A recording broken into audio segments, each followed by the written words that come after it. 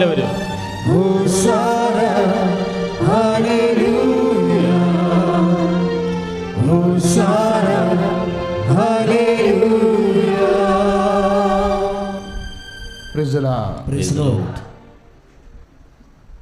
പരിശുദ്ധ പരമദിവ്യകാരുണ്യത്തിന് ആരാധനയും സ്തുതിയും പുകഴ്ചയും ഉണ്ടായിരിക്കട്ടെ. സാക്ഷ്യങ്ങൾ കേൾക്കുമ്പോൾ നമ്മൾ വളരെ സൂക്ഷ്മതയുള്ളവരായിരിക്കണം. കാര്യം കൃപാസനവും അമ്മയുടെ വെളിപാടുകളും എല്ലാം വ്യത്യസ്തമാണ്. ഇപ്പോൾ സിസ്റ്റർ പറഞ്ഞ സാക്ഷ്യത്തിൽ ലിഫ്റ്റിൽ നിന്ന് ഇറങ്ങി പാറലിലോട്ട് പ്രവേശിച്ചപ്പോൾ പരിശുദ്ധ അമ്മ പുഞ്ചിരിച്ചുകൊണ്ട് നിൽക്കുന്നതായി കണ്ടു. അത് സഞ്ചാരി മാതാവ്, ഉടമ്പടിയുടെ ഒരു പ്രത്യേകതയാണത്. സഞ്ചരിക്കുന്ന മാതാവ്.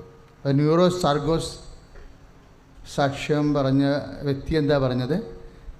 സഞ്ചാരി മാതാവിനെ ബെഡ്റൂമിൽ കണ്ടുവെന്നാണ് അവർ പറയുന്നത്. അതുപോലെ തന്നെ ശരീരം മുഴുവൻ തളർന്നു പോയ വ്യക്തി, അവരെ സാക്ഷ്യം പറഞ്ഞത് മയങ്ങി പോകുന്ന സമയത്ത് അമ്മ എൻ്റെ കാൽച്ചുവട്ടിൽ വന്ന് നിൽക്കുന്നത് കണ്ടു എന്നാണ് പറഞ്ഞത്. അപ്പം അത് കൃപാസനത്തിൻ്റെ അമ്മയാണെന്ന് മനസ്സിലായത് ഈ ആഷ് കളർ കൊണ്ടാണ് മനസ്സിലായത്. ആഷ് സിൽവർ ഗ്രേയിലെ ഷോൾ ധരിച്ച അമ്മയാണ്. ഇതെന്തുകൊണ്ടാണ് ഇങ്ങനെ സഞ്ചാരം വരണതിൻ്റെ കാരണം? ഉടമ്പടിയുടെ ഒരു വാഗ്ദാനങ്ങളിലൊന്നാണ്, ഞാൻ നിങ്ങളുടെ കൂടെ വരും എന്നുള്ളത്. ഉടമ്പടി വാഗ്ദാനത്തിൻ്റെ ഭാഗമാണ്. അപ്പോൾ അമ്മയുടെ മധ്യസ്ഥതയിൽ ഈശ്വരനോട് നമ്മൾ ഉടമ്പടി ചെയ്ത് കഴിയുമ്പോൾ നമ്മൾ ഏതെല്ലാം മേഖലയിലാണോ അവിടെയെല്ലാം അടയാളങ്ങൾ കാണാം. ഇനി അമ്മ നേരിട്ട് വരേണ്ട ആ രീതിയിൽ വ്യക്തവും വെളിവും ഉണ്ടാക്കേണ്ട വിഷയമാണെങ്കിൽ അങ്ങനെ ഉണ്ടാകും. എനിക്ക് ആദ്യം അത് മനസ്സിലായില്ല.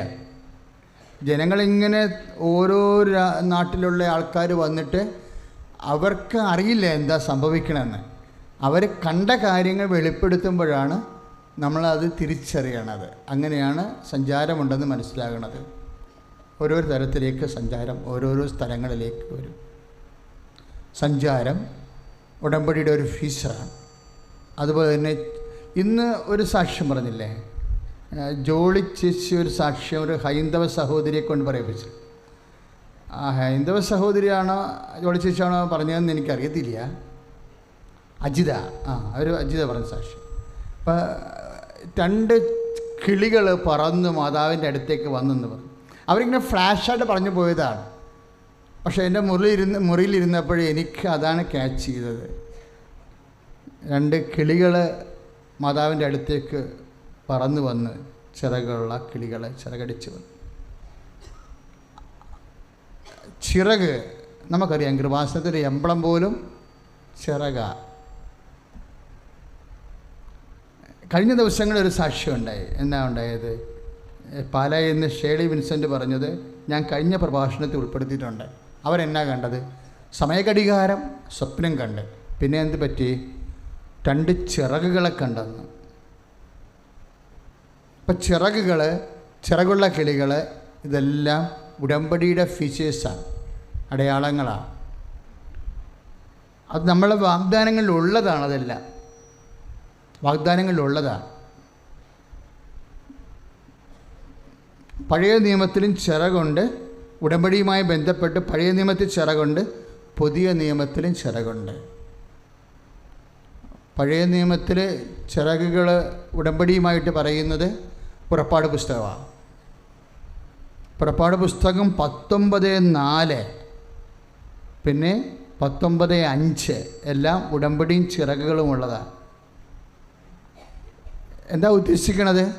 സ്പീഡാണ് ഉദ്ദേശിക്കുന്നത്. ഉടമ്പടിയിൽ നമ്മൾ എന്തിനാണ് നമ്മൾ ഉടമ്പടി ചെയ്യണത്?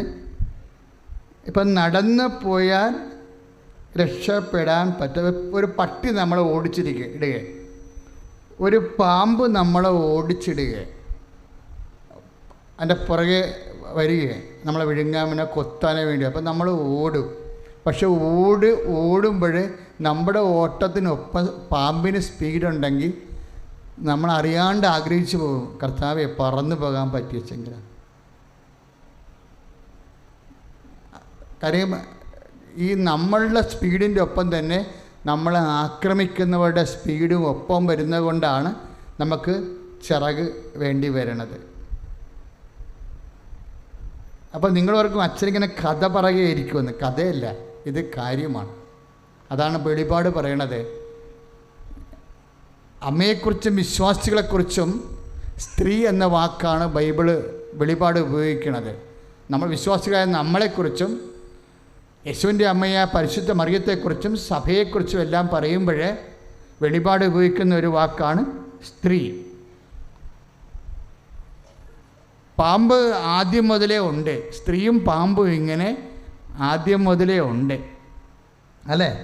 ഹവായുടെ ചരിത്രം തന്നെ പാമ്പും സ്ത്രീയുമാണ്. ഇതിങ്ങനെ മനുഷ്യരാശിയുടെ കൂടെ പിന്തുടരുന്നതാണ്. പാപവും പാപത്തിൻ്റെ ശമ്പളമായ മരണവും രോഗവും കഷ്ടപ്പാടുകളും ക്ലേശങ്ങളും ഇങ്ങനെ തുടരുകയാണ്.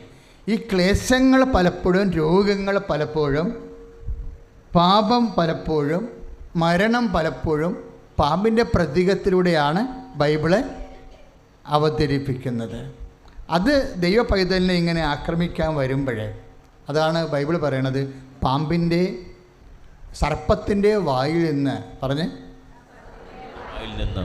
രക്ഷപ്പെടാൻ മരുഭൂമിയിലേക്ക് ഓടിപ്പോകാൻ ആ സ്ത്രീക്ക് രണ്ട് ചിറകുകള് കഴുകേണ്ടത് പോലെയുള്ള രണ്ട് ചിറകുകള് നൽകപ്പെട്ടു. അപ്പൊ സ്ത്രീ അവിടെ അമ്മയുമാണ്, സഭയുമാണ്, വിശ്വാസിയുമാണ്. എന്തിനാണ് ചിറക് കൊടുക്കുന്നത്? ഇപ്പം ആ ചേച്ചി കണ്ടില്ല, ക്യാൻസറാണ് അജിതയ്ക്ക് രോഗം. ഇപ്പം രണ്ട് കിളികൾ വന്ന് പറന്ന് മാതാവിൻ്റെ അടുത്ത് ഇരിക്കുമ്പോഴെന്താ അജിതയോട് പറയണത്? ഇനി നടന്നു പോകണ്ട, ഈ ക്യാൻസറിന് സാവധാനമല്ല സുഖപ്പെടാൻ പോണത്. പരിശുദ്ധ അമ്മയുടെ മധ്യസ്ഥതയിൽ ഇത് സ്പീഡായിട്ട് വേഗത്തിൽ സൗഖ്യം പ്രാപിക്കാൻ പോകുന്നു. കൈയടിച്ച് കർത്താവിനെ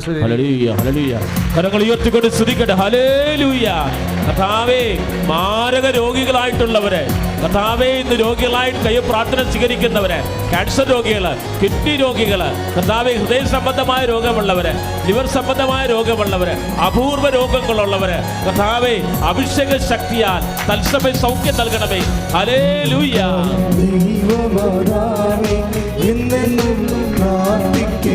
കരഘോഷത്തോടെ പാടാം.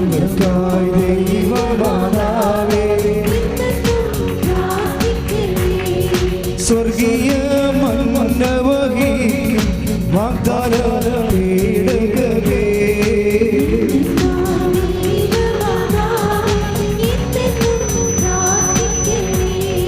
സ്വർഗീയ മന്നവഹി വാഗ്ദാനമേടകമേ.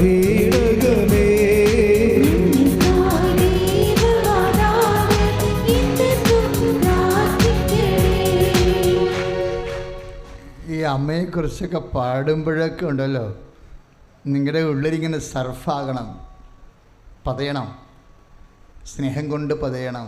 ദൈവസ്നേഹം അല്ല പാട്ട് ഇങ്ങനെ പാടുന്നത് താളത്തിനൊപ്പം നമ്മൾ മറ്റൊരു ടേപ്പ് റെക്കോർഡായിട്ട് സ്വിച്ച് ഇടുമ്പോൾ പാടത്തില്ലേ, അങ്ങനെ പാടിയ ആ അനുഭവം ഉണ്ടാകത്തില്ല. നിങ്ങൾ പാടുമ്പോൾ നിങ്ങളുടെ മനസ്സിൽ ഇപ്പം അച്ഛനൊക്കെ പ്രാർത്ഥിക്കുന്നതിൻ്റെ കൂടെ ഞാൻ പറയും, Jesus I am praying because I love you എന്ന് പറയും. ഞാൻ പ്രാർത്ഥിക്കുന്നു കാരണം നിന്നെ ഞാൻ സ്നേഹിക്കുന്നു എന്ന് പറയും. വിശ്വാസമല്ല ശരിക്കും വേണ്ടത്, ഉടമ്പടിക്കാർക്ക് വേണ്ടത് സ്നേഹമാണ്. കൂടിയ വിശ്വാസം കഴിഞ്ഞ് നമുക്ക് പ്രത്യാശ വരുന്നു, പ്രത്യാശ കഴിഞ്ഞ് നമുക്ക് സ്നേഹം വരുന്നു. സ്നേഹത്തിന് മാത്രമേ സർവൈവ് ചെയ്യാൻ പറ്റത്തുള്ളൂ. ഇപ്പം എന്തെങ്കിലും ഒരു ദീർഘക്ഷമ വരത്തില്ലേ, ചില കാര്യങ്ങൾ നേടാൻ വേണ്ടി ഇത്തിരി സമയം വരത്തില്ലേ, സ്വാഭാവികമായ സമയം വരും. അപ്പോഴാ സമയം ഏതെങ്കിലും വിഷയത്തിന് സ്വാഭാവികമായൊരു സമയം താമസമാണ് വരുന്നതെന്നുണ്ടെങ്കിൽ അതുവരെ പിടിച്ചു നിൽക്കണമെങ്കിൽ വിശ്വാസം ദീർഘക്ഷമയല്ല നമുക്ക് വേണ്ടത്, നമുക്ക് സ്നേഹമാണ് വേണ്ടത്. എന്താണ്? സ്നേഹമാണ് എല്ലാത്തിനെയും അതിജീവിക്കുന്നത്, അല്ലേ? സ്നേഹത്തിന് ഇപ്പം വിശ്വാസത്തിൻ്റെ പരാധീനതയും പ്രത്യാശയുടെ പരാധീനതയെയും ജീവിതത്തിൻ്റെ സകല സമ്മർദ്ദങ്ങളെയും അതിജീവിക്കുന്നത് എന്താണ്? സ്നേഹമാണ്. അതാണ് പൗലോസ് അപ്പോസ്തലൻ പറയണത്, സ്നേഹം. ഇപ്പോൾ 1 കൊറിന്ത്യൻസിൻ്റെ 13:7 പറയണില്ലേ, എന്താ പറയണത്? സ്നേഹം സകലത്തെയും അതിജീവിക്കുന്നു. ഒന്ന് പറഞ്ഞേ, അതിജീവിക്കുന്നു. ഒന്ന് ഓർത്ത് പറഞ്ഞേ, സ്നേഹം സകലത്തെയും അതിജീവിക്കുന്നു. അപ്പോൾ ഒന്ന് പ്രാർത്ഥിച്ചേ. അമ്മേ, പരിശുദ്ധ അമ്മേ, അമ്മേ, പരിശുദ്ധ അമ്മേ, ദൈവമാതാവേ, ദൈവമാതാവേ, അമ്മയെപ്പോലെ എല്ലാത്തിനെയും അതിജീവിക്കാനുള്ള ദൈവസ്നേഹത്താൽ ഞങ്ങളെ അഭിഷേകം ചെയ്യണമേ. സ്തുതിക്കട്ടെ. ഹല്ലേലൂയ, ഹല്ലേലൂയ, ഹല്ലേലൂയ, ഹല്ലേലൂയ. തങ്ങൾ ഉയർത്തിക്കൊണ്ട് സ്തുതിക്കട്ടെ. കർത്താവേ, ജീവിതത്തിലുള്ള വിഷമസന്ധികള്, പ്രയാസങ്ങള്, രോഗദുരിതങ്ങള്, സങ്കടങ്ങള്, ഭീഷണികള് ദൈവസ്നേഹത്താൽ അതിജീവിക്കാൻ ഞങ്ങളെ ആത്മാവിനാൽ ദിവ്യകാരുണ്യമുദ്രയാൽ ശക്തിപ്പെടുത്തണമേ. എല്ലാ വേദനകളും എല്ലാ ദുരിതങ്ങളും സങ്കടങ്ങളും സമർപ്പിച്ച് ശ്രദ്ധിക്കട്ടെ. ഹല്ലേലൂയ.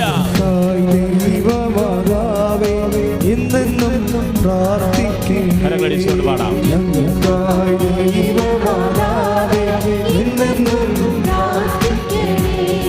സ്വർഗീയ മന്നവഹിക്കും വാഗ്ദാന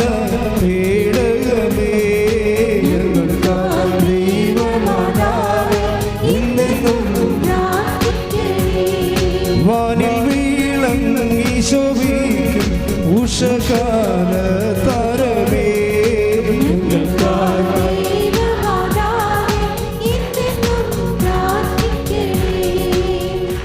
ഇപ്പോഴ് നമ്മൾ 1 കൊരിന്ത്യൻസ് 13:7 കണ്ട വചനം എന്താണ്? സ്നേഹം എല്ലാത്തിനെയും അതിജീവിക്കുന്നു. ഈശോ ഒരു ചോദ്യം ചോദിച്ചായിരുന്നു. എന്താണ്? എങ്കിലും മനുഷ്യപുത്രൻ വരുമ്പോൾ ഭൂമിയിൽ വിശ്വാസം അവശേഷിച്ചിട്ടുണ്ടാകുമോ എന്ന്, അല്ലേ? അപ്പം വിശ്വാസം അവശേഷിക്കത്തില്ലെന്ന് ഉറപ്പല്ലേ? എങ്കിലും മനുഷ്യപുത്രൻ വരുമ്പോൾ പറഞ്ഞ് ഭൂമിയിൽ വിശ്വാസം അവശേഷിച്ചിട്ടുണ്ടാകും. അപ്പം വിശ്വാസം അവശേഷിക്കത്തില്ല എന്ന് ഉറപ്പല്ലേ? വിശ്വാസത്തിന് അങ്ങനെ ഒരു പരാധീനതയുണ്ട്. പിന്നെ എന്താണ് അവശേഷിക്കുന്നത്? സ്നേഹം അവശേഷിക്കും. അപ്പോൾ ഉടമ്പടി ക്രിസ്ത്യാനി അവശേഷിക്കുന്ന സ്നേഹം നിറയാൻ വേണ്ടി പ്രാർത്ഥിക്കണം. സ്തുതിക്കട്ടെ. ഹല്ലേലൂയ, ഹല്ലേലൂയ, ഹല്ലേലൂയ, ഹല്ലേലൂയ, ഹല്ലേലൂയ. കരങ്ങൾ ഉയർത്തിക്കൊണ്ട് സ്തുതിക്കട്ടെ. ഹല്ലേലൂയ. കർത്താവേ, ഉടമ്പടി ചെയ്ത് പ്രാർത്ഥിക്കുന്ന ഓരോ മകനെയും മകളെയും സമർപ്പിച്ച് പ്രാർത്ഥിക്കുന്നു. ദൈവസ്നേഹം നിറയ്ക്കണമേ എന്ന് പ്രാർത്ഥിക്കുന്നു. അഭിഷേകം ചെയ്യണമേ എന്ന് പ്രാർത്ഥിക്കുന്നു. കൃപയാൽ നിറയ്ക്കണമേ എന്ന് പ്രാർത്ഥിക്കുന്നു. അതിശക്തമായി സ്തുതിക്കട്ടെ. വാഗ്ദാന പേടകമായ പരിശുദ്ധമ്മേ, മധ്യസ്ഥയാകണമേ എന്ന് പ്രാർത്ഥിക്കുന്നു. ഞങ്ങൾക്കായി പ്രാർത്ഥിക്കണമേ എന്ന് പ്രാർത്ഥിക്കുന്നു. ഹല്ലേലൂയ. രാജാധിരാജൻ മഹിമയോടെ വാനമേഘത്തിൽ എഴുന്നള്ളാൻ. രാജാധിരാജൻ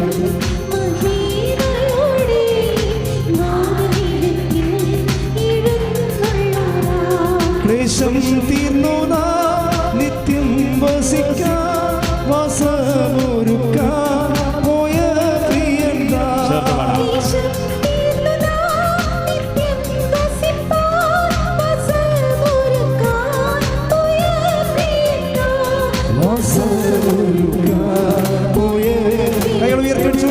രാജാധിരാജൻ മഹിമയോടെ വാനമേഘത്തിൽ എഴുന്നള്ളാൻ.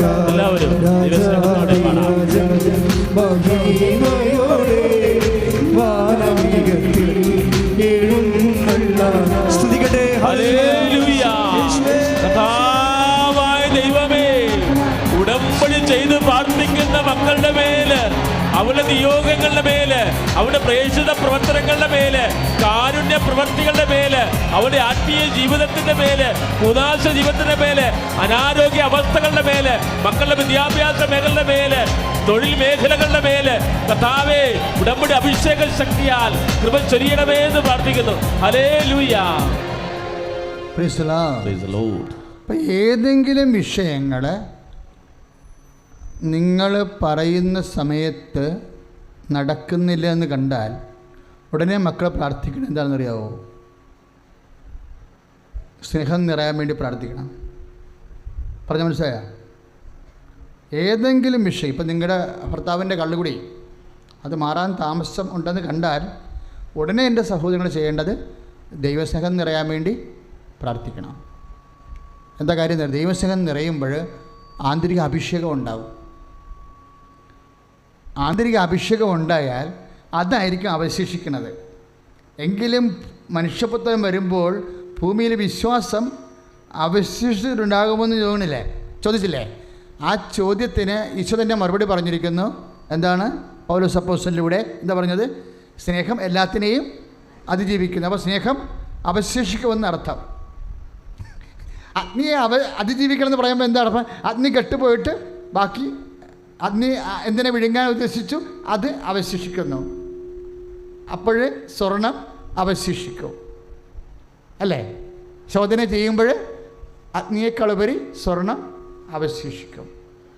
അപ്പോൾ ഈ സ്നേഹത്തിൻ്റെ അഭിഷേകത്തിൻ്റെ അവശേഷിക്കുന്ന അവസ്ഥയാണ് പലപ്പോഴും നിത്യതയും നമുക്ക് സമ്മാനം കിട്ടണത്. പറഞ്ഞ മനസ്സിലായ? അവശേഷിക്കുന്നത് എന്താണ്? സ്നേഹം. സ്നേഹം എന്താണ്? തിയോളജിക്കൽ വെർച്യു ആണ്, ദൈവകൃപയാണ്. ദൈവകൃപയാണ് അവശേഷിക്കുന്നത്. എപ്പോഴും ഈ അനുഗ്രഹത്തിൻ്റെ അഗ്നിപരീക്ഷകളുടെ അവസാനം കൃപ അവശേഷിക്കാൻ വേണ്ടി വളരെ Christian life is N intellectual life. ക്രിസ്തീയ ജീവിതം ഒരു ആധ്യാത്മിക ജീവിതമല്ല, ഒരു ബുദ്ധിപരമായ ജീവിതമാണ്. ബുദ്ധിയുള്ളവനാണ് അതിൽ പ്രവേശിക്കുന്നത്. എന്താ കാര്യം? ഒരു പ്രോജക്റ്റ് നമ്മൾ ചെയ്യുമ്പോൾ അതിൻ്റെ നെറ്റ് ഇഫക്റ്റായിട്ട് നമുക്ക് ലഭിക്കുന്ന ലാഭം ക്യാഷ് ആൻഡ് കൈൻഡായിട്ട് വരും, ഗ്രേസ് ആയിട്ട് വരും, അനുദിന അനുഗ്രഹമായിട്ട് വരും, കൃപയായിട്ട് വരും. കൃപ ദൈവത്തിൻ്റെ ശക്തിയായത് കാരണം ആത്മാവിൽ അവശേഷിച്ചിട്ട് ആത്മാവിന് മഹത്വം കൂട്ടും. ആത്മാവിൻ്റെ ദൈവ ആസ്വാദന ശേഷി വർദ്ധിപ്പിക്കും. അത് നിത്യാനന്ദത്തിന് ഇടയാക്കും. ഇങ്ങനെ ദൈവത്തിന് വലിയ നിത്യമായ ഒരു പ്രോജക്റ്റാണ് ഉള്ളത്. നിങ്ങളത് IELTS തോറ്റതിൻ്റെ പേരിൽ അല്ലെങ്കിൽ വിചാരിക്കണ ദിവസം ചിട്ടി വീണില്ല എന്ന് പറഞ്ഞുകൊണ്ട് സങ്കടപ്പെട്ട് സാധാരണ കന്നുകാലി ക്രിസ്ത്യാനികളാകരുത്. കന്നുകാലി ക്രിസ്ത്യാനി വൈക്കോലും വെള്ളവും തിന്നണമെന്നല്ലാതെ വേറെ ചിന്ത ഒന്നുമില്ലല്ലോ. വയറ്റിപ്പിഴപ്പ് മാത്രമായിട്ട് കർത്താവുമായിട്ട് പോയാൽ ടാലിയാകത്തില്ല. അതുകൊണ്ടാണ് പൗലോസ് പറയണത്, ഈ ജീവിതത്തിന് വേണ്ടി മാത്രമാണ് നിങ്ങൾ യേശുക്രിസ്തുവിൽ പ്രത്യാശ അർപ്പിച്ചെങ്കിൽ സകല മനുഷ്യരെക്കാൾ നിങ്ങൾ ഹതഭാഗ്യരാണ്. 1 കൊരിന്ത്യൻസിൻ്റെ 15:19 എന്ന് പറഞ്ഞ ഈ ജീവിതത്തിന് വേണ്ടി മാത്രമാണ് നിങ്ങൾ യേശുക്രിസ്തുവിൽ പ്രത്യാശ അർപ്പിച്ചെങ്കിൽ സകല മനുഷ്യരെക്കാൾ നിങ്ങൾ ഹതഭാഗ്യരാണ്. അപ്പം അതാണ് ഇൻ്റലക്ച്വൽ ലൈഫ് എന്ന് പറയുന്നത്. എന്താണ്? വ്യക്തിപരമായ ജീവിതം. ഈ ജീവിതത്തിന് വേണ്ടി മാത്രമല്ലാത്ത ചില അനുഭവങ്ങളെ ആധ്യാത്മിക മേഖലയിൽ നമുക്ക് ആർജിക്കേണ്ടി വരും. അപ്പം ഏതെങ്കിലും അനുഭവങ്ങൾ ഈ ജീവിതത്തിന് അപ്രസക്തമായിട്ട് നിങ്ങൾക്ക് തോന്നിയാൽ that is a portion of the next life. കർത്താവിൻ്റെ കൂടെയുള്ള നിത്യജീവിതത്തിൻ്റെ അവകാശമായിട്ടത് തിരിച്ചറിയാൻ ബുദ്ധിയുള്ള ക്രിസ്ത്യാനി കഴിയണം. സ്തുതിക്കട്ടെ. ഹല്ലേലൂയ, ഹല്ലേലൂയ, ഹല്ലേലൂയ, ഹല്ലേലൂയ. കരങ്ങൾ ഉയർത്തിക്കൊണ്ട് സ്തുതിക്കട്ടെ. ഹല്ലേലൂയ. കർത്താവായ ദൈവമേ, ഉടമ്പടി നിത്യതയോളം ഞങ്ങളുടെ ജീവിതത്തെ അഭിഷേകദായകമാക്കി തീർക്കും. ദൈവത്തിൻ്റെ കൃപ ഞങ്ങളിലേക്ക് വർഷിക്കപ്പെടും. ഓരോ നിയോഗങ്ങളുടെ മേല് അതിവേഗം കൃപ വർഷിക്കപ്പെടും. ഉടനടി അനുഭവമായി തീർക്കണമേ എന്ന് പ്രാർത്ഥിക്കുന്നു. കരങ്ങൾ ഉയർത്തി സമർപ്പിച്ച് പ്രാർത്ഥിക്കട്ടെ. ഹല്ലേലൂയ. കരങ്ങൾ വീശി യേശുവെ ആരാധിക്കുക.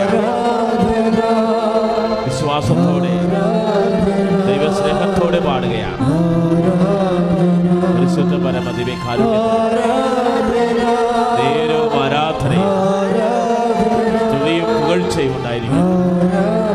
ഞങ്ങളുടെ മക്കളെ സ്പർശിക്കണമേ. ഞങ്ങളുടെ മക്കളെ ഏറ്റെടുക്കണം. പരിശുദ്ധ പരമദിവ്യകാരുണ്യത്തിന് നേരവും ആരാധനയും സ്തുതിയും പുകഴ്ചയും ഉണ്ടായിരിക്കും. മാക്സിമം ഉടമ്പടി നമുക്ക് സ്പീഡ് തരണതാണ്. ഇപ്പോൾ രശ്മയുടെ സാക്ഷ്യം കണ്ടില്ലേ? രശ്മയുടെ സാക്ഷ്യം എന്താ? ലാസ്റ്റ് പറഞ്ഞ കോട്ടയത്തെ മോളുടെ സാക്ഷ്യമാണ്. കാനഡയിൽ ഒരു പുതിയ നിയമം വന്നെന്ന്. എന്താ നിയമം വന്നത്? PR കിട്ടാൻ എളുപ്പമായ വേഗം PR കിട്ടുന്ന ഒരു നിയമം. അവിടെ വേഗതയാണ് സബ്ജക്റ്റ്. നിങ്ങൾ ശ്രദ്ധിച്ച് കാണും. ഉടമ്പടി എടുത്ത് അവൾ കാനഡയിൽ ചെന്നപ്പോൾ വേഗം PR 5 കൊല്ലം കൊണ്ട് കിട്ടേണ്ട PR 1 കൊല്ലം കൊണ്ട് കിട്ടാൻ വേണ്ടി ഒരു നിയമം വന്ന്. എന്താ വന്നത്? റൂറൽ ഏരിയയിൽ പോയി വർക്ക് ചെയ്താൽ PR പെട്ടെന്ന് കിട്ടുമെന്ന്. നിയമം ചേഞ്ച് ചെയ്യണം മാതാവ്. ചിലപ്പോൾ ഒരാളായിരിക്കും ഉടമ്പടി എടുത്തിരിക്കണത്, അല്ലെ 10 പേരായിരിക്കും. അതിൻ്റെ ആനുകൂല്യം എത്രയോ പേർക്കാണ് കിട്ടണത്. നിയമം ചേഞ്ച് ചെയ്തുകൊണ്ട് സമയം ചുരുക്കണം. കണ്ടില്ലേ? 5 കൊല്ലം എടുക്കേണ്ട PR ആണ് ഇപ്പോഴേ റൂറൽ നിയമം ചേഞ്ച് ചെയ്തപ്പോൾ റൂറൽ ഏരിയയിൽ പോയി വർക്ക് ചെയ്ത് കഴിഞ്ഞാൽ, അതായത് ഗ്രാമപ്രദേശങ്ങളിൽ, കാനഡയുടെ നഗരം വിട്ട് ടൗൺ വിട്ടിട്ട് ഗ്രാമപ്രദേശങ്ങളിൽ പോയി വർക്ക് ചെയ്താൽ PR പെട്ടെന്ന് കിട്ടുമെന്ന്. അപ്പോൾ അവിടെ റെഡിയായി അതിന് പോയി വർക്ക് ചെയ്യാൻ. അപ്പോൾ 5 കൊല്ലം കിട്ടേണ്ട PR പെർമനൻറ്റ് റെസിഡൻസ് പൗരത്വം വെറും 1 കൊല്ലം കൊണ്ട് കിട്ടും. ഉടമ്പടിയുടെ ഇങ്ങനെ കുറേ ഇഫക്റ്റുകളുണ്ട് സമയച്ചുരുക്കത്തിൻ്റെ. ഈ സമയച്ചുരുക്കമാണ് ചിറകുണ്ടാക്കുന്നത്. ചിറക് ഇപ്പം നടന്നു പോകേണ്ട കാലം 5 കൊല്ലം കൊണ്ട് എത്തത്തുള്ളൂ. ചിറക് കിട്ടിക്കഴിയുമ്പോൾ പറന്നു പോകും. ചിറകൊക്കെ നൽകപ്പെടണം എന്നല്ലേ പറയണത്. ഇപ്പം വൻ കഴുകൻ്റെ ആ സ്ത്രീക്ക് അമ്മയോർ വിശ്വാസി, അമ്മയുടെ നാമത്തിൽ ഉടമ്പടി മധ്യസ്ഥ ഉടമ്പടി ചെയ്യുമ്പോൾ വിശ്വാസിക്കും ആ പവർ കിട്ടുകയാണ്. ആർക്കാണ്? വൻ കഴുകൻ്റെത് പോലെയുള്ള 2 ചിറകുകൾ. 2 ചിറകെന്നാണ് പറയണത്. ഈ ചിറക് എന്താണ് ശരിക്കും പറഞ്ഞാൽ? അവിടെ വെളിപാട് 12:17 എഴുതിയിട്ടുണ്ട്. ഒരു ചിറക് ദൈവകൽപ്പനയാണെന്ന് എഴുതിയിട്ടുണ്ട്. ഉടമ്പടി നമുക്ക് നിയോഗമില്ലേ? ഒരു ചിറക് ദൈവകൽപ്പനയാണ്. ഒരു ചിറക് എന്താ? ക്രിസ്തുവിനെ സാക്ഷ്യം വഹിക്കുന്നത്. അതാണ് 12:17. അപ്പോഴേ നമ്മൾ ഉടമ്പടി എടുക്കുമ്പോൾ നമ്മൾ 2 നിബന്ധനകളാണ് പാലിക്കുന്നത്. ഒന്നെന്താണ്? ദൈവകൽപ്പനകളുടെ നിബന്ധനകൾ. രണ്ടാമത്തേത് എന്താണ്? ക്രിസ്തുവിനെ സാക്ഷ്യം വഹിക്കുന്ന നിബന്ധനകൾ.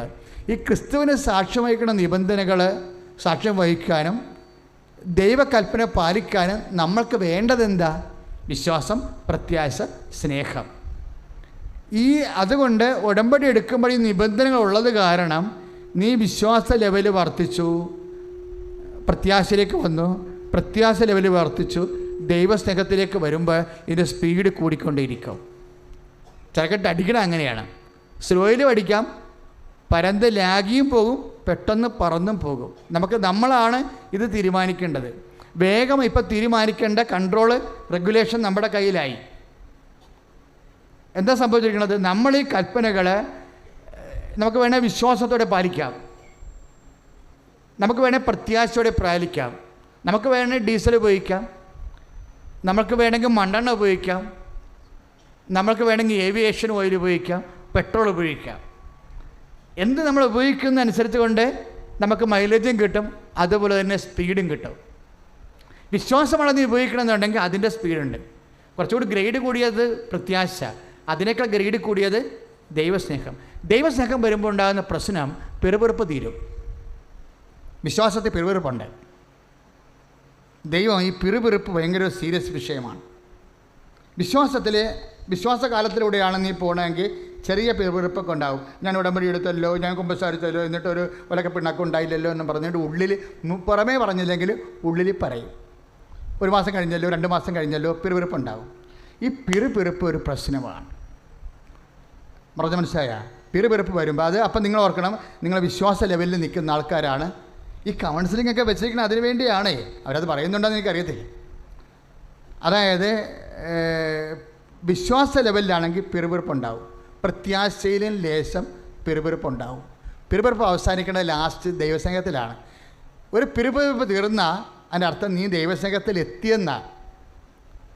തിരിപ്പാടാ. എന്താ പ്രശ്നം വെച്ചാൽ പിറുപിറുപ്പ്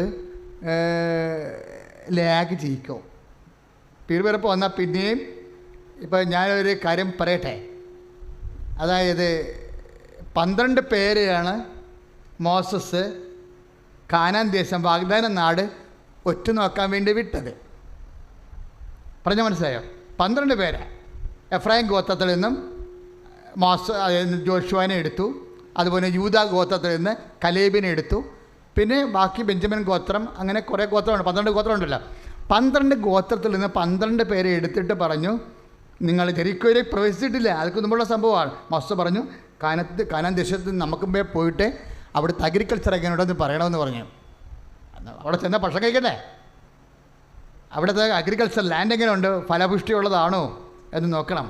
ജനങ്ങൾ എങ്ങനെയുണ്ട്, നമ്മളോട്ട് അടിച്ചാൽ അവർ നമ്മളെ ഒതുക്കുമോ എന്ന് അറിയണം. ജനങ്ങൾ എങ്ങനെയുണ്ട്,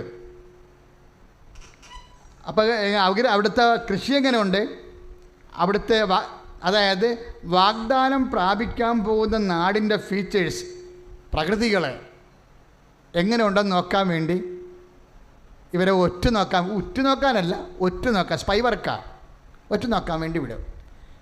ഇവരെന്നാ ചെയ്തെന്നറിയാം? ഇവരവിടെ ചെല്ലുമ്പോൾ തന്നെ കാണുന്ന അനാർക്കിൻ്റെ സന്തതികളെ. അനാർക്ക് എന്ന് പറഞ്ഞാൽ മല്ലനുണ്ടായിരുന്നു, പൂർവിക മല്ലനാ, വില്ലൻ പാർട്ടിയാണ്. 10 അടിയൊക്കെ ഉയരമുള്ള ആൾക്കാരാണ്, ആ വർഗമാണ്. ഇപ്പോൾ പാത്താങ്കാരെന്ന് പറയത്തില്ലേ, മാർത്താണ്ഡവർമ്മയുടെ കാലത്ത് പാത്താങ്കാരെ കൊണ്ടുവന്ന് നിർത്തി ഇവിടെ യുദ്ധം ചെയ്യിച്ചതാണ്. അതാണ് പട്ടാണി പയറൊക്കെ അവർ തിന്നതാണ്. നമ്മുടെ കഴിഞ്ഞ പട്ടാണി പയറല്ലേ, അത് അവർ കൊണ്ടുവന്നതാണ്. പാത്താൻ ദേശത്ത് കൊണ്ടുവന്നു. എവിടെ? അഫ്ഗാൻകാർ ഇവിടെ വന്ന് താമസിച്ചിട്ടുണ്ട്. അതിനെ പറയുക ഒരു പട്ടാണശ്ശേരി, പാത്താങ്കോട് എന്നൊക്കെ പറഞ്ഞ സ്ഥലങ്ങൾ അവരുടെ കോളനിയായിരുന്നു. രാജാക്കന്മാരുടെ കാലത്ത് അവരെ കൊണ്ടുവന്നതാണ്. അവർ കഴിച്ചുകൊണ്ടിരിക്കുന്ന ഭക്ഷണമായിരുന്നു പട്ടാണിപ്പയർ. ഇപ്പം നമുക്കും പട്ടാണിപ്പയർ കിട്ടുന്നുണ്ട്. അവർ വന്നതിന് ശേഷം അവർ കൊണ്ടുവന്ന സംഭവമാണ്. ഇതുപോലെയുള്ള ഒരു മല്ലം വർഗമായിരുന്നു പാത്താങ്കാർ. അതുപോലെ അനാർക്കിൻ്റെ സന്തതികളെ ഇവരവിടെ കണ്ടു. എവിടെ? കാനാൻ ദേശത്ത്. അനാർക്കാരാ? മല്ലന്മാരാ. ഇവർ മല്ലന്മാരാണെന്ന് കണ്ടപ്പോൾ തന്നെ ഇവർ പേടിച്ചു പോയിട്ട് മോസസിൻ്റെ അടുത്ത് തിരിച്ച് വന്നിട്ട് പറഞ്ഞ്, ഞങ്ങൾ അവരെ കണ്ടു. എന്നിട്ട് പറഞ്ഞ് അനാർക്കിൻ്റെ സന്തതികളെ കണ്ടെന്ന് ഈ 10 പേരും പറയും. അതുകൊണ്ട് ഇവരിങ്ങനെ മുട്ടിട്ട് വിറക്കിയത്. അവരുടെ മുമ്പിൽ ഞങ്ങൾ 13, സംഖ്യ 13 രസമാണ്. സംഖ്യ 13 അവരുടെ മുമ്പിൽ ഞങ്ങൾ വെട്ടുക്കിളികളെ പോലെ ഇരുന്നെന്ന്. അവരുടെ മുമ്പിൽ ഞങ്ങൾ, എന്നിട്ട് പറയണേ അവർക്കും അങ്ങനെ തോന്നിക്കാണാൻ സാധ്യതയുണ്ട്. ഞങ്ങളെ കണ്ടപ്പോഴേ വെട്ടുകിളികൾ എവിടെ പോകണമെന്ന് ചോദിച്ചത് കാണാം. അതോടുകൂടി ഇവിടെ ഐസി അടിച്ചു പോയി. ഇവിടെ മോസസിനോട് ഇതൊക്കെ പറയുകയാണ്. എന്നിട്ട് പറയണ്, ഞങ്ങൾ വരത്തില്ല, ഈജിപ്തിലോട്ട് തിരിച്ചു പോകാമെന്ന് പറയും. വാഗ്ദാനത്തിൽ അതാണ്. ഇപ്പം ഇപ്പോൾ IELTS എഴുതിയത് പറഞ്ഞു, അയ്യോ സിലബസ് മാറിയല്ലോ, അനാർക്കിൻ്റെ സന്തതികളെ കാണുകയാണ്. എന്നിട്ട് പറയണം, നമ്മൾ പറയും, അയ്യോ പുതിയ വില്ലേജ് ഓഫീസർ വന്നല്ലോ, തഹസിൽദാർ മാറിയല്ലോ, അയാളെന്ന് നമുക്ക് പൊക്കോരോ ചെയ്ത് തരത്തില്ല. അനാർക്കിൻ്റെ സന്തതികളെ വാഗ്ദാന ഉടമ്പടി പ്രാപിച്ചു കഴിഞ്ഞാൽ അനാർക്കിൻ്റെ സന്തതികളെ കാണാൻ സാധ്യതയുണ്ട്. എപ്പോഴും നമ്മൾ ശ്രദ്ധിക്കണം. ഇപ്പം നമ്മൾ വിചാരിച്ചതുപോലെയേക്കാൾ തേനും പാലിനേക്കാൾ ഉപരി മല്ലന്മാരും നമുക്ക് യുദ്ധം ചെയ്യേണ്ട ആൾക്കാരെ കണ്ടിട്ട് പേടിക്കാൻ സാധ്യതയുണ്ട്. വിശ്വാസം പോണത് അങ്ങനെയാണ്. വെല്ലുവിളികളെ കാണുമ്പോഴാണ് വിശ്വാസം പോകുന്നത്. അപ്പോൾ 10 പേരും പറഞ്ഞ് നമുക്ക് അവിടെ പോയാൽ അവർ നമ്മൾ എലി അപ്പം തിന്നണ പോലെ നമ്മളെ തിന്നു കളയും, അതുകൊണ്ട് ഈ പരിപാടിക്കില്ല എന്ന് പറയും. ഇത് പരിപാടിക്കില്ലെന്ന് പറയുമ്പോൾ ഒരു സംഭവം നടക്കും. എന്താണ്? ജോഷുവായും കലേബും വസ്ത്രം വലിച്ചു കീറും, സ്വന്തം വസ്ത്രം. എന്നിട്ട് അവരെന്നാ പറയണമെന്നറിയാവോ? അവരെന്നാ മല്ലന്മാരായാലും നമ്മുടെ ദൈവം അവരെ നമ്മൾ കേൾപ്പിക്കുമെന്ന് പറയും. കൈയിട്ടിച്ച് കർത്താൻ കരങ്ങൾ ഉയർത്തി സ്തുതിക്കട്ടെ. ഹല്ലേലൂയ. കർത്താവായ ദൈവമേ, ഏതവസ്ഥയാണെങ്കിലും, ഏത് രോഗമാണെങ്കിലും, ഏത് ദുരന്തമാണെങ്കിലും അങ്ങ് സൗഖ്യപ്പെടുന്നറിയും. കർത്താവേ, അങ്ങ് ഞങ്ങളുടെ കൂടെ ഉണ്ടെന്ന് വിശ്വസിക്കുന്ന കർത്താവേ, അങ്ങ് മാത്രമാണ് വിമോചനം. യേശു കർത്താവ് ജീവിക്കുന്നു. കരങ്ങൾ ഉയർത്തിയടിച്ചുകൊണ്ട് ഹല്ലേലൂയ, ജയം ഹല്ലേലൂയ, യേശു കർത്താവ് ജീവിക്കുന്നു. ഹല്ലേലൂയ, ജയം ഹല്ലേലൂയ, യേശു കർത്താവ് ജീവിക്കുന്നു. കലേബ് പറയണ വാക്ക് കേൾക്കണം, രസവാ. സംഖ്യ 14:8. കർത്താവ് നമ്മിൽ സംപ്രീതനാണെങ്കിൽ പറ, സംപ്രീതനാണെങ്കിൽ അവിടുന്ന് നമ്മെ അങ്ങോട്ട് നയിക്കുകയും തേനും പാലും ഒഴുകുന്ന ആ ദേശം നമുക്ക് തരികയും ചെയ്യും. അതാണ് പ്രശ്നം. സംഖ്യ എത്രയാണ്? 14:8. എന്താ പറയണത്? അനാർക്കിൻ്റെ സന്തതികൾ എത്ര മല്ലന്മാരായാലും ശരി, നമ്മൾ അവരുടെ മുമ്പിൽ വെട്ടുക്കിളികളാണെങ്കിലും ശരി, ഇഫ് ഗോഡ് പ്ലീസ് എനസ്, ദൈവം നമ്മൾ സംപ്രീതനാണെങ്കിൽ ആ ദേശം നമുക്ക് അവിടുന്ന് ഏൽപ്പിച്ചു തരും. അതാണ് വിശ്വാസം, അതാണ് പ്രത്യാശ, അതാണ് സ്നേഹം. സ്തുതിക്കട്ടെ, ഹല്ലേലൂയ. കരങ്ങൾ ഉയർത്തി സ്തുതിക്കട്ടെ. അസാധ്യമായി ഒന്നുമില്ലെന്ന് വിശ്വസിക്കുന്ന കർത്താവേ, ദൈവം സംപ്രീതനാണെങ്കിൽ ഏതവസ്ഥയിലും ഏത് രോഗത്തിലും ഏത് ദുരിതങ്ങളിലും ഏത് സങ്കടങ്ങളിൽ നിന്ന് വിജയം കൈവരിക്കും. അസാധ്യമായിട്ട് ഒന്നുമില്ലെന്ന് വിശ്വസിക്കുന്നു.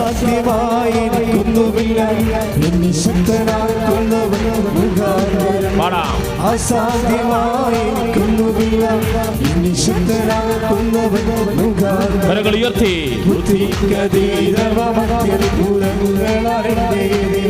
എന്നെ നടത്തുന്നു.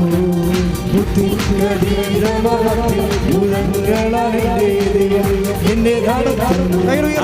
സാധ്യമേ, എല്ലാം സാധ്യമേ, എന്റെ യേശുവിൻ കൂടെയുള്ളതാ. സാധ്യമേ, എല്ലാം സാധ്യമേ, എന്റെ യേശുവിൻ കൂടെയുള്ളതാ. അസാധ്യമായി ഒന്നുമില്ല, എന്നെ ശക്തനാക്കുന്നവൻ മുഖാന്തരം.